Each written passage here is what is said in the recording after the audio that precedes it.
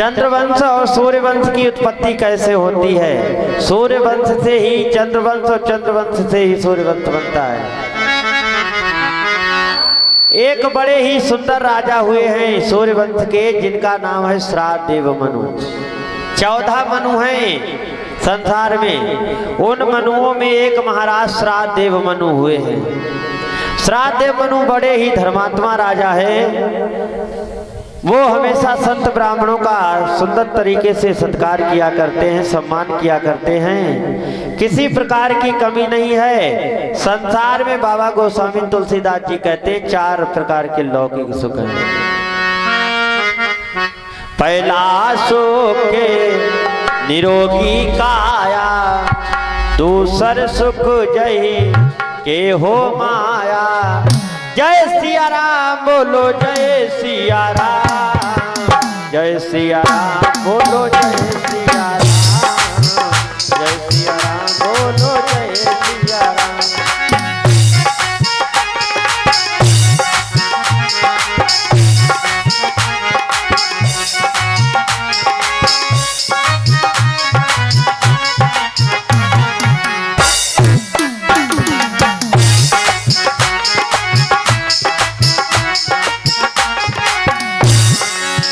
तीसरे सुख घरे सुंदर नारी, चौथा सुख सुते आज्ञाकारी।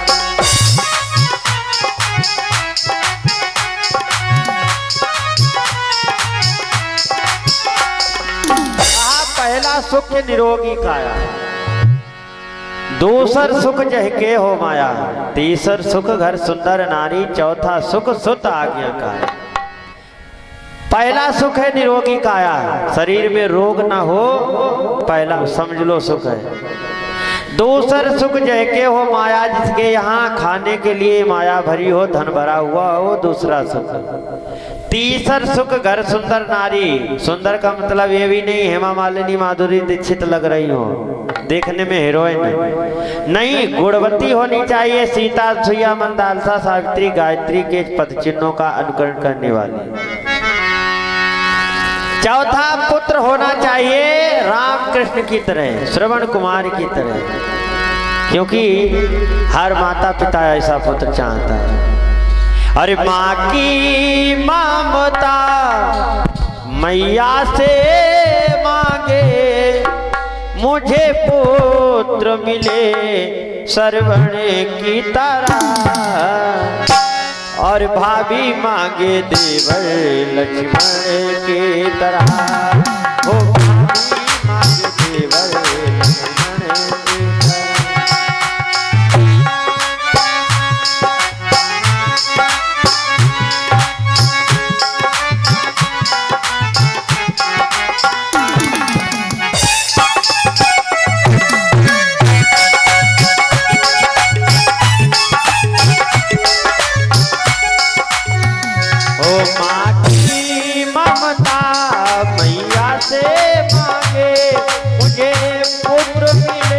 श्रवण की तरह।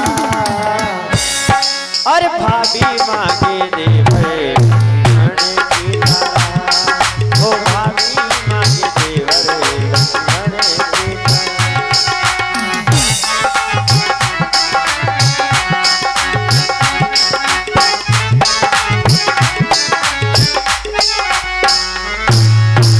हर कोई माता पिता चाहता है, भाभी यही चाहती है लक्ष्मण की तरह देवर मिले। लेकिन अगर लक्ष्मण की तरह देवर चाहिए तो पहले सीता बनना पड़ेगा। और कदाचित आपको पुत्र श्रवण कुमार की तरह चाहिए तो, और राम कृष्ण की तरह चाहिए तो पहले महाराज दशरथ बनना पड़ेगा, कौशल्या बनना पड़ेगा। जैसे माता पिता के संस्कार होते हैं वैसे ही पुत्र के भी संस्कार होते हैं, वैसे ही संतति होती है। श्राद्देव मनु महाराज बड़े धर्मात्मा राजा है, किसी प्रकार की कमी नहीं है। 3 प्रकार के उनके यहाँ सुख हैं, चौथा सुख नहीं है। क्या? संतान नहीं है। संतान नहीं है ये उन्होंने जब जान लिया, होगी भी नहीं तो बड़े दुखी हुए।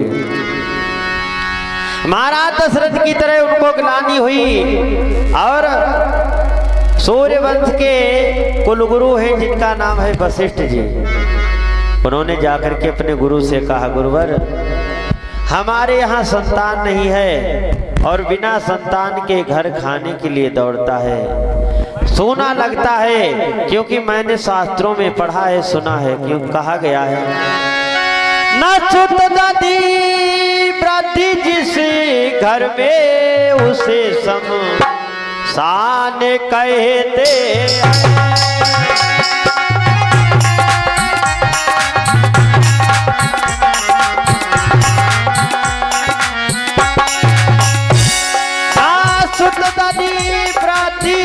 जिस घर में उसे शमशान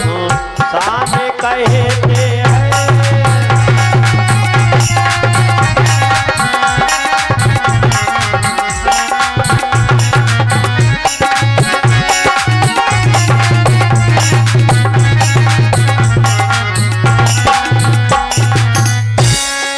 सुत नदी वृद्धि जिस घर में उसे शमशान कहते हैं। न सुत नदी वृद्धि जिस घर में उसे शमशान कहते हैं। अरे अचानक घर पे आ जाए उसे मेहमान कहते हैं।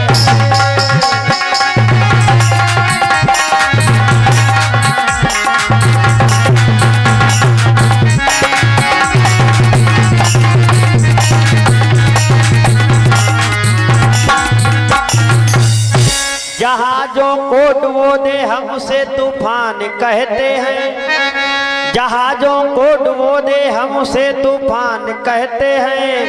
अरे जो तूफानों से टकराए उसे इंसान कहते हैं।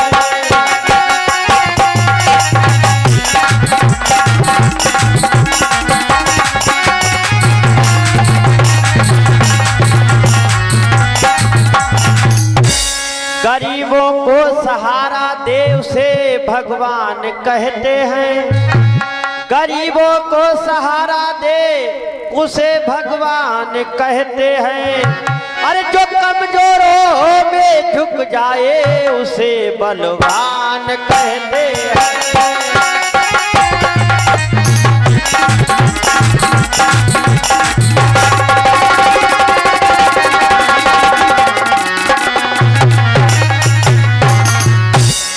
गुरुवर मैंने सुना है न सुत नदी वृद्धि जिस घर में उसे शमशान कहते हैं। जहाँ बच्चों की किलकारियां नहीं गूंजती, भगवान का भजन नहीं होता है, तथा जहाँ पर दूध दही नहीं होता है वो घर घर नहीं शमशान की भांति बताया गया। इसलिए हमारे यहाँ संतान नहीं है, बिना संतान के घर खाने के लिए दौड़ता है।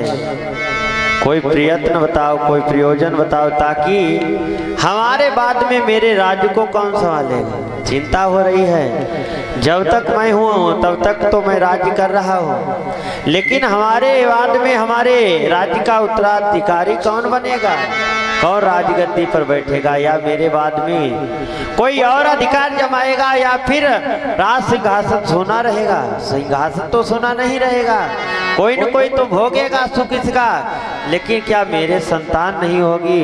क्योंकि मैंने सुना है, अरे सुनता हूँ जो प्राणी अपने जीवन में पुत्र न पाते,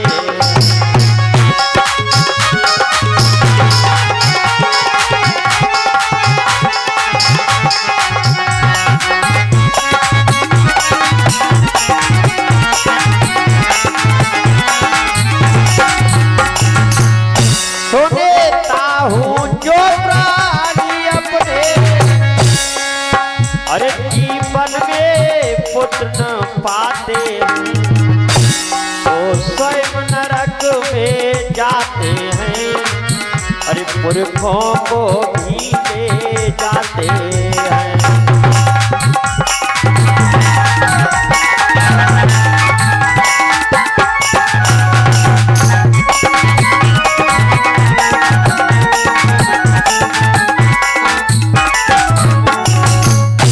सुना है शास्त्रों में, जो प्राणी अपने जीवन में पुत्र नहीं पाते हैं वो स्वयं नरक में जाते, पुरखों को भी ले जाते हैं।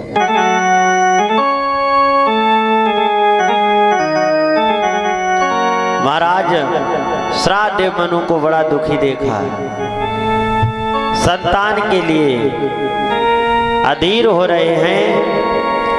तो वशिष्ठ जी ने बड़ी सुंदर राय बतलाई। अच्छा, एक बात और है,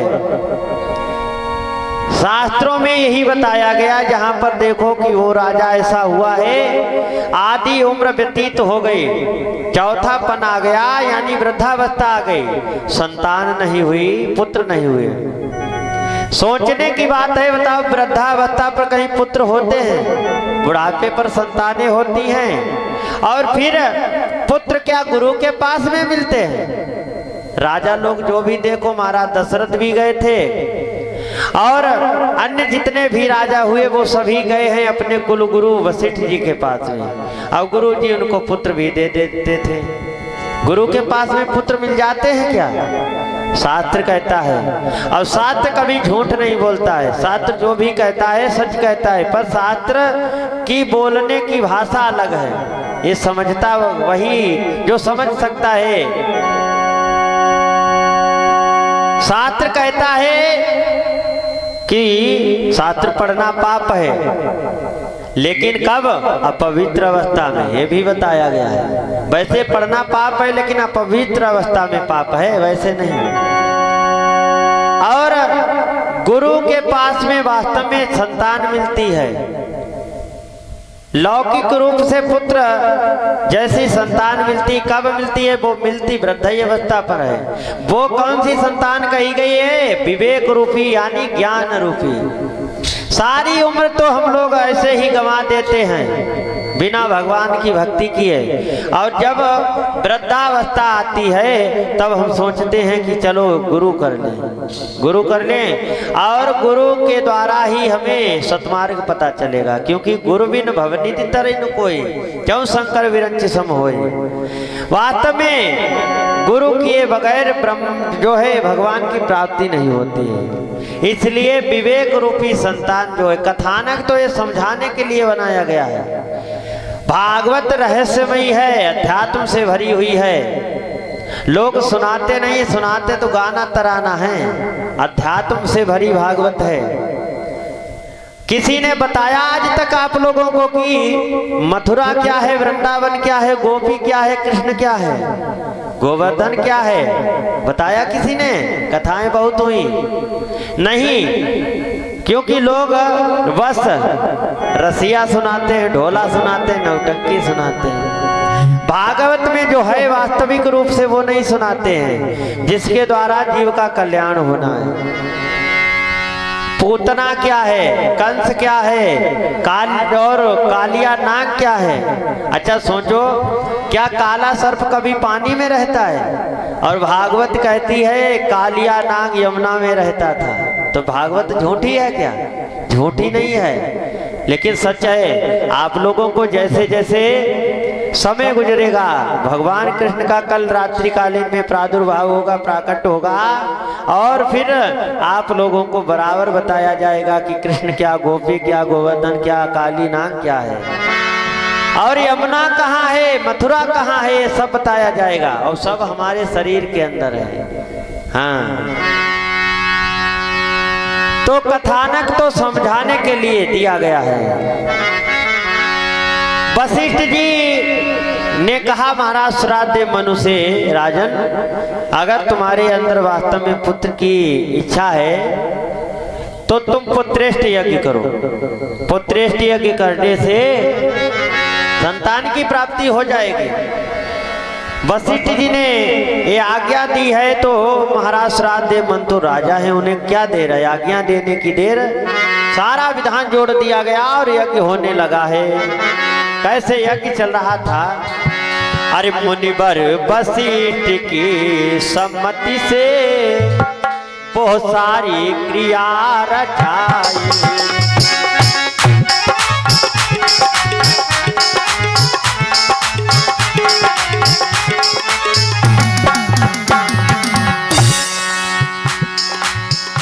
मुनि पर वशिष्ठ की सम्मति से बहुत सारी क्रिया रचाई। पर राजा रानी पहले अपनी नारायण ठहराई थी।